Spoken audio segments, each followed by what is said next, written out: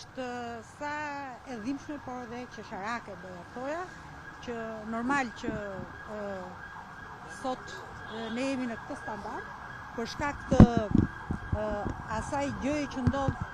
edhe sot në këtë gjykatë, apo jo, edhe në sistemin tonë të drejtësisë, siç e tha dhe pak më përpara avokati, apo siç na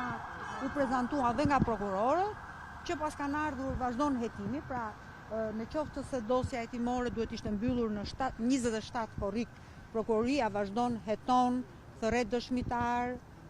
merr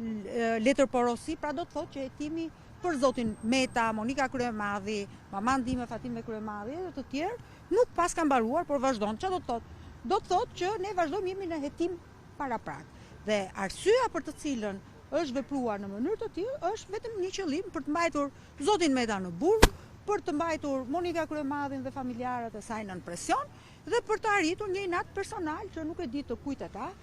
Sigurisht që nuk është gjë tjetër veç se ata që duan ta bëjnë janë ushtar të bindur të jurikimit, edhe pse sot është në largim e sipër. Megjithatë, një gjë të mirë kishte sot seanca, sepse sot ne kemi personat apo kompanitë që kanë paguar faturat në emër të tash të quajturës LSI, gjë që në këtë moment për shkak të shumë gjërave, ajo që nxjerr në pa, nxjerr edhe grushtin e shtetit që mund të quajmë, ose puçin që mund të shbër, qoftë ndaj familjes time apo dhe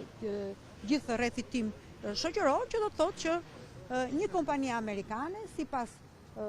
prokurorisë posaçme, ka paguar për LSI-n në një kompani amerikane për lobim, që LSI-ja mos harrojmë është parti politike e një vendi hibrid në demokraci. Gjë që për cilën në këtë rast që nga ky moment akuzat e lobimit edhe mbi ato me cilët kanë ngritur Altin Dumani dhe Spaku për Ilir Metën, pra për ashtu quajturën GSIS, nuk bëjnë gjë tjetër veç se tashmë ngarkojnë me faj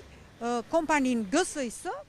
sistemin financiar në Shtetet e Bashkuara të Amerikës, e cila ka pranuar që në llogarinë bankare të një kompanie lobimi amerikane të paguen para në emër të një partie politike shqiptare. Kështu që në këtë mënyrë dhe bashkangjitur, edhe këto pagesa që qofse janë bërë, duhet të kenë autorizimin zyrtar nga vendimet e kryesisë së LSI-s, apo edhe të individëve të caktuar që kanë qenë, qoftë po themi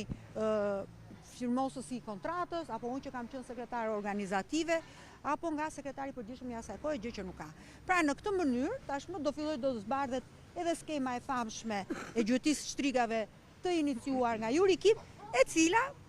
për fatin e saj të keq nuk e zgjidh dot me një bursë në Angli për xhelatin e saj që ka këtu në Spartë. Faleminderit.